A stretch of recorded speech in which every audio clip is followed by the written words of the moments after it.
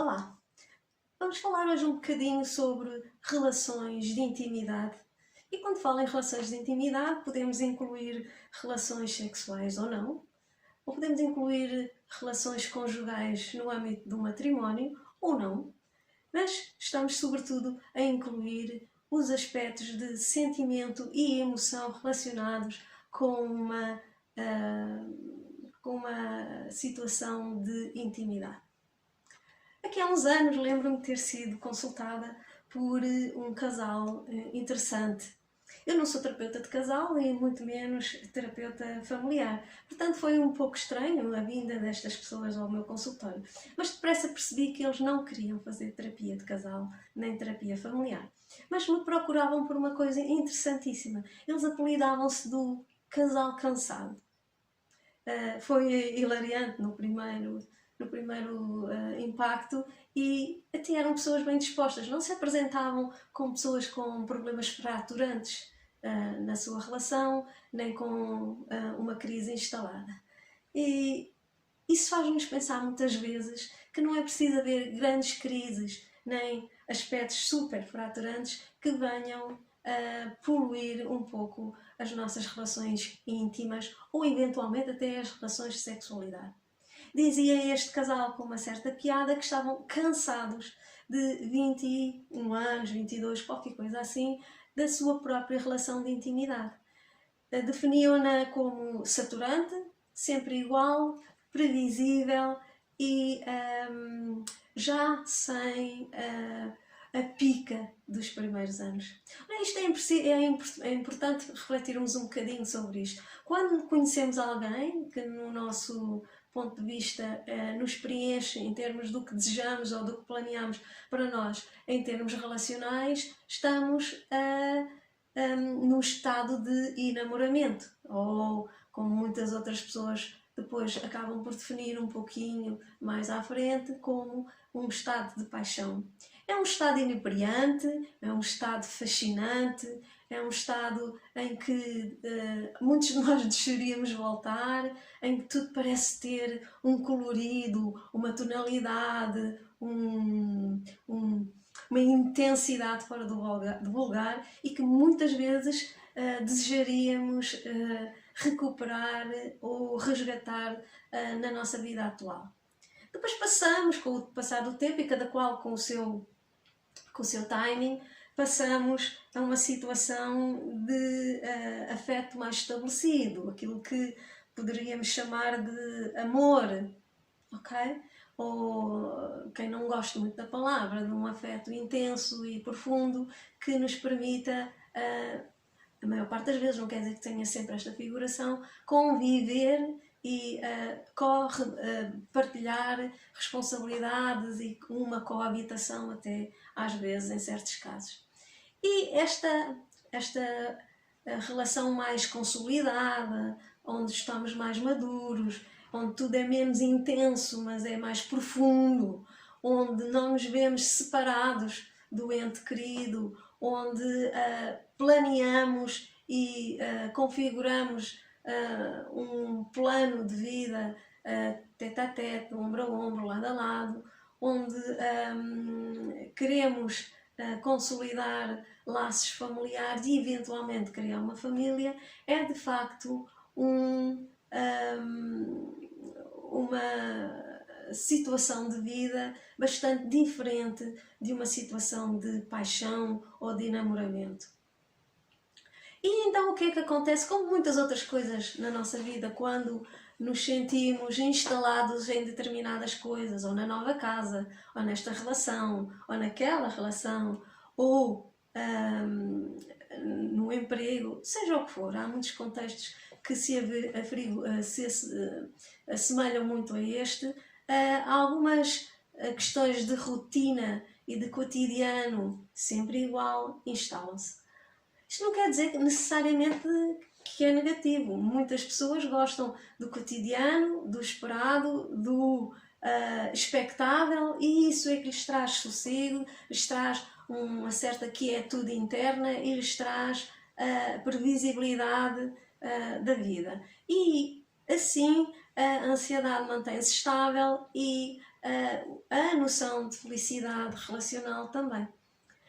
Acontece que para a maioria das pessoas não é assim, ou seja, depois de um tempo de instalação desta afetividade e das emoções todas a ela relacionadas, vai-se alcançar um outro patamar, onde vamos ter outros desejos, outras expectativas.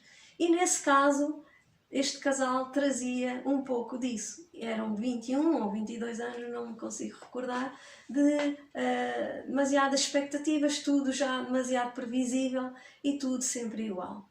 E esta saturação das coisas que já não nos dão pica, embora tenham a sua profundidade, embora sejam importantes para a nossa manutenção, para a manutenção dos nossos relacionamentos, não têm a pica, e eu aqui utilizo a palavra que os adolescentes muito nos trazem, que fornece uma satisfação imediata e vigorosa. Portanto, muitas vezes o que falta nestas relações é isto mesmo, é um vigor, não só da relação íntima, e aqui o íntimo podemos considerar as relações mais pele a pele, sexualizadas, como também as relações de proximidade afetiva e de outro tipo de intimidade que não tenha só a ver com uma relação sexual ou com um eventual coito ou coisa que valha.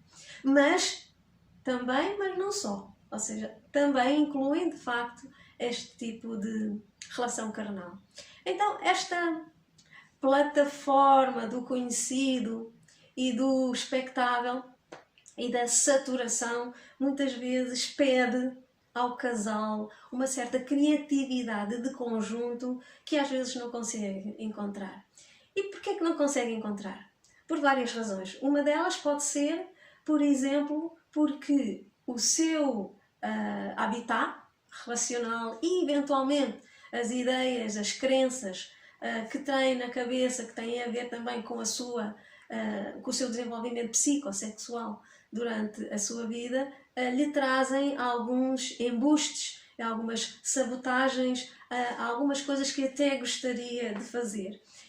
Por outro, porque não se atreve, não se permite apresentar o seu manifesto de desejos ao outro com medo de uma certa crítica que habitualmente pode estar associada, quer seja cultural, quer seja religiosa ou quer seja pessoal, do outro, que pode de algum modo vir a manchar ou a catalogar os seus próprios desejos como algo fora da casca e, portanto, pouco aceitáveis numa relação de casal. Eu não sei, mas podemos estar aqui, por exemplo, a falar das pessoas que têm algumas fantasias sexuais e que não se atrevem a pedir ao parceiro ou à parceira, sendo que ter fantasias sexuais dentro da cabeça das pessoas pode ser considerado um pecado capital.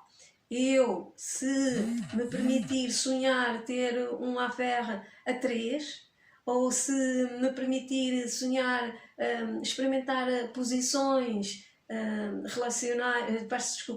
sexuais que não são aquelas que a cultura católica ortodoxa está habituada a falar e a admitir, então posso ser considerado alguém com menos valor, sei lá. Muitas vezes as pessoas utilizam este vocábulo. Se eu disser ao meu namorado ou à minha esposa que gostaria de ter relações anais ou de experimentar ter um coito numa posição diferente da posição que eu, por exemplo, chamo de posição de missionário, então se calhar ele considera-me uma puta ou alguém com ideias extravagantes e que de algum modo não cabem dentro dos trâmites do enquadramento daquilo que é considerado aceitável e valor positivo na minha esfera de emoções. E portanto acabamos por não dizer ao outro o que desejamos. Por outro lado, este refresh que muitos de nós precisamos na nossa própria vida íntima, não só sexual, mas íntima, o experimentar lugares novos da relação, o experimentar etapas novas, porque muitas vezes também se está em pontos diferentes do ciclo de vida, não estamos propriamente no início da relação, quando namorámos e quando casámos, onde não havia ainda filhos, onde não havia ainda as tarefas primordiais de acompanhar o desenvolvimento da vida das crianças, e onde, por exemplo, estamos mais libertos de certas responsabilidades, onde eles já cresceram, onde já têm a autonomia suficiente para se sentirem libertos do nosso jugo e da nossa autoridade parental, quando já estão a ir para o liceu sozinhos, quando já se encontram com os amigos em contextos sociais, quando já estão a entrar para a faculdade, quando o nosso próprio ciclo de vida como casal já está numa outra maturidade, às vezes necessitamos de um refresh que seja mais intenso e que nos traga mais fulgor e energia. E, nesse sentido, às vezes não temos a criatividade suficiente. Até porque consideramos quase sempre que a sexualidade é aquilo que conhecíamos, que é o domingo de manhã, que é a noite de sexta-feira, que é...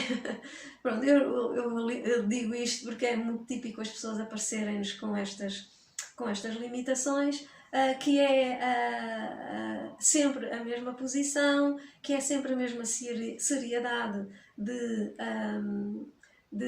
estar com o outro, sempre as mesmas preocupações, e o bem-estar, aquela sensação de libertação, de estar com o outro na nossa pele, no nosso corpo, de maneira despoluída, livre, despoderada e despretensiosa, não tem lugar. Então, se não tem lugar, às vezes é preciso procurar um lugar para as coisas. E como é a procura do lugar? Primeiro tem que ser dentro da nossa cabeça. Um lugar despoluído, onde eu encaro a minha intimidade, aquilo que eu posso dar de mim, do mais franco e mais intimista de mim ao outro, e daí fará parte de muitas outras coisas, fará parte aquilo que eu penso, aquilo que eu sinto, o que são os meus valores, o que é aquilo que me faz gratificada, ou o que é a minha pele, o que são os meus fluidos, o que são os meus cheiros, o meu odor, o odor do outro, o corpo do outro, a transformação do meu corpo e a transformação do corpo do outro, tudo isto é intimidade. E muitas vezes não somos capazes de lidar com esta necessidade de reconfigurar, de regular de uma maneira diferente aquilo que sentimos na relação com o outro. Então, às vezes é preciso dar-me permissão a mim própria. É preciso destronar os valores que sabotam às vezes o meu comportamento e o comportamento do outro. E o que é engraçado, e com este casal isto foi super interessante perceber, é que muitas vezes sabotamos um ao outro e não perguntamos se realmente estamos verdadeiramente a sabotar. Ou seja, às vezes não nos apercebemos que o outro deseja tanto isto como nós, mas temos medo de trazer para a relação os nossos desejos, as nossas ideias de experimentação e tudo o que possa de facto trazer uma variabilidade e um fulgor diferente à relação. Até porque temos crenças, como já acabei de dizer, irracionais, vindas de um desenvolvimento que cada um tem na sua própria história e no seu próprio percurso psicossexual ou psicocorporal, que são entraves, que são aquilo que eu chamo os rios secretos, os underground icebergs, a parte mais escondida do iceberg, aquilo que à partida até eu própria condeno ou que acho que o outro vai condenar e que pode trazer, afinal, mais vigor do que aquilo que eu pensava. É preciso que eu consiga trazer para palavras, que eu consiga trazer para um diálogo como algo despoderado, despoluído e que não tem, de facto, uma carga tão negativa quanto a que eu penso.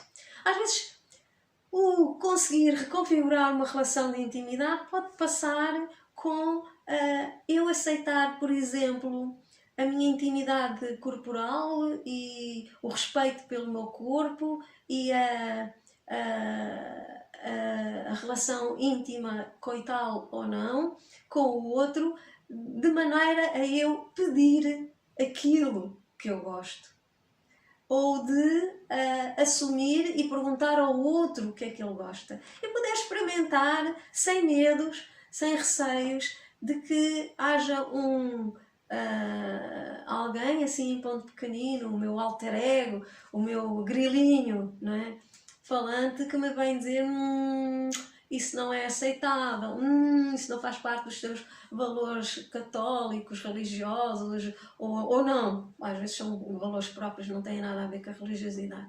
Então muitas vezes temos mesmo que destronar, que destituir a autoridade deste grilinho falante que nos buzina ao ouvido de maneira quase secreta, ou das nossas próprias crenças limitantes e irracionais que não nos deixam sentir libertos para assumir que a minha pele é a minha muralha. E sendo ela a minha muralha, a mim me pertence. Mas não tem que ser uma fortificação, eu não tenho que estar armadilhada nem armada para me defender na minha corporalidade. Pelo contrário, por vezes nós temos que experimentar sentir a nossa pele, sentir o nosso corpo com um prazer diferente daquele prazer que estamos habituados. Porque habitualmente até sempre aceitamos isto como um prazer orgástico. E sabem, eu muitas vezes digo que eu tenho orgasmos de prazer com muitas outras coisas que não têm só a ver com sexualidade. Portanto, esta procura da orgasticidade ou de um prazer supremo em muitas outras áreas da minha vida é lícita. Se calhar eu tenho mesmo que a procurar e dizer ao outro que a desejo e sentir-me liberta em poder manifestar esse interesse e vivenciá-lo como algo não pecaminoso, não aceitável. Não, tenho que vivenciá-lo como algo que é meu, que é dos meus desejos, que é do meu prazer interno e que me dá ganas de me sentir vivo. Às vezes também pode passar, por exemplo, por uma certa brincadeira na intimidade. As pessoas às vezes encaram não só a intimidade como a própria sexualidade como algo muito sério. Algo feito atrás das cortinas, eu costumo dizer no backstage, lá atrás, no palco escuro, com as cortinas pretas a tapar, a tamponar a existência da nossa vida íntima, ou com as persianas corridas, ou com a luz fechada, ou sempre no mesmo lugar, sem nos afoitarmos a transgredir, a utilizar outros settings, outros panoramas, outras configurações, sem nos permitirmos fazer experiências que até podem ser duradas, mas que nós podemos ver, olha, por acaso até deu certo, olha, por acaso até foi interessante, porque é que não repetimos? Procurar com criatividade viver a intimidade de uma maneira fora da caixa, não é?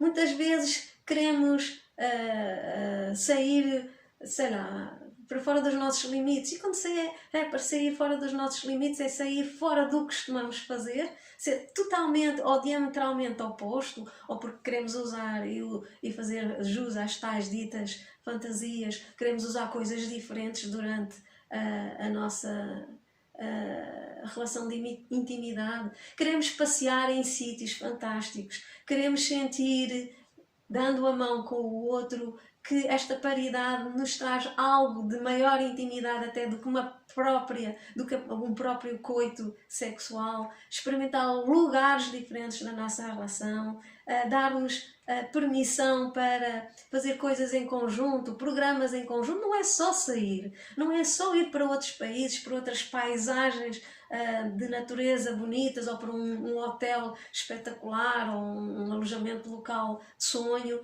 Mais do que isso, é procurar paisagens internas e de casal, de conjunto, que nos tragam a nós como parelha, não é? Como casal, algo comum, algo que seja de comungar, não é? Do mesmo êxtase e do mesmo prazer em comum. E portanto, não tenha medo de procurar esses lugares, essas paisagens relacionais, onde de algum modo pode dar outra revigorada, os nossos amigos brasileiros usam muito isto, à sua relação, onde possa de algum modo reviver aqueles aspectos da paixão inicial que já não são. Já não os podemos revisitar da mesma maneira como nos primeiros tempos, mas que podemos de todo recriar de uma maneira mais madura, mais presente, no aqui e agora e sem medo nem receio daquilo que desejo. Se de algum modo lhe fizer sentido, se ao visitar a sua própria história nesta área se revê em algumas coisas que falo, então façam um exercício, você, o seu companheiro ou a sua companheira, façam um exercício de repensar como podem dar mais vigor, mais tonalidade ou tonicidade à vossa relação de intimidade. Eu sou Susana Rodrigues, estou aqui para poder falar um pouco dos aspectos emocionais e afetivos relacionados com a vida íntima sempre que o desejar. Até sempre!